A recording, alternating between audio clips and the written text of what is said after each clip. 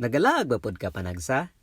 Parihata, kay for today's video, mulaag mi karon dinhi sa Amaya. Diri sa Indahag Hills, Makasandig, Cagayan de Oro City, dinhi nimo makita ang Amaya view. Magparagliding, mukatkat anang spider web, musakay og zipline, pipila lang na sa pwede pa nimong mahimong activities dinhi. Pero usa ta mag-start sa atong paglibot sa Amaya view. Kay wala may jeep nga nakaruta padulong didto, kinahanglan nimo magtaksi padulong sa Indahag. Pero usa dayto magpadayon sa atong laag, i-shout out sa nato si Sir Janix on the mix, ang buotan kaayo nga driver nato karon. Salamat kay Sir, dili ra kay tantong mahal ang singil. Kung pag-abot na nato dinhi sa Indahag, diri dapita approaching na ni sa entrance sa Amaya. Kanang hanging bridge nga nakita nimo, isa na sa highlight nila dinhi.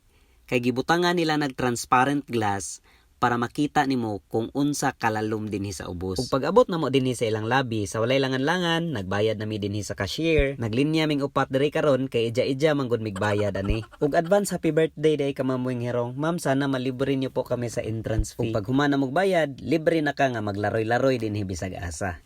Una namong gibuhat, givideohan namon ning map ni Dora para dili mi mawala. Ikaduha namong gibuhat, gitan-aw namon ning mga direction sa aro.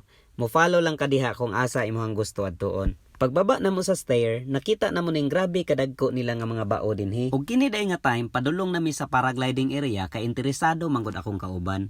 Ug dinhi dapita makita nimo ang naga-paraglide ug ma-witness nimo kung unsaon nila paglupad.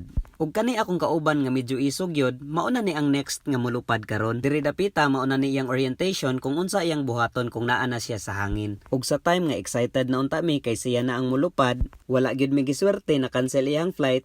Kay wala na daw hangin nga mupalid niya. Ug after namo sa paragliding area, ni proceed nami sa hanging bridge. Kining hanging bridge, isa ni sa highlight nila dinhi sa Amaya. Naalay mga rules and regulations dinhi nga dapat sundon, like intentionally swinging o running. Kung mangutana kag hadlok ba diha, maybe kung na kay fear sa heights. Pero kung wala, nindot kay dire kay makita manggod nimo ang view sa side by side ani. After namo sa hanging bridge, ni proceed mi sa mga hayop nga rear lang nato makita.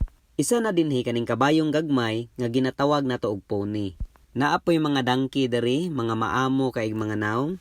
Naapoy peacock dinhi pero wala lang taka timing nga nagbukhad yang ikog. Isa po ni sa ilang highlight kaning dagko nga klase nga mga parrot ug kaning ilang tiger nga nagakaon og 18 kilos dressed chicken per day. Ug kung naa po kay plano nga mag-overnight dinhi, pwede po ka mag-check-in sa ilang mga unique kay nga mga rooms. Kani nga mga rooms, nakadesign ni siya based good sa mga fantasy nga mga salida. Kung tan-aw nimo sa gawas, gamay lang kaayo pero kumpiyansa ka, mo-occupy nig taman sa 4 persons. Ug diri di ay naapod ni Noah's Ark, pero sa karon dili pa ni siya available kay under pa ni siya sa renovation. Personally, makaingon gid ko nga sa view pa lang dinhi, satisfied na ka. From pathways to landscape, grabe kanindot tan-awon dinhi. Pero ang masuggest nako nga oras moanhi ka diri morning or padulong na hapon para mas ma-appreciate nimo ang views sa palibot.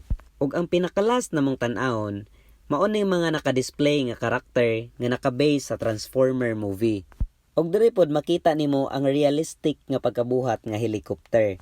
Mao ni siya ang close look ni Bumblebee ug uban pang mga karakter nga naa dinhi nga dili na nato familiar unsabay mga pangalan ani. Ug kung lig-on pod imong tuhod og siko diha, naapoy mga spider webs ug mga obstacles nga pwede nimong katkatan. And finally, dinhi dapita overlooking view ni dinhi nga kung mudungaw ka dinha, makita nimo ang syudad sa Cagayan de Oro City. Ug dinhi lang guys, salamat sa pagtan-aw sa ato ang video.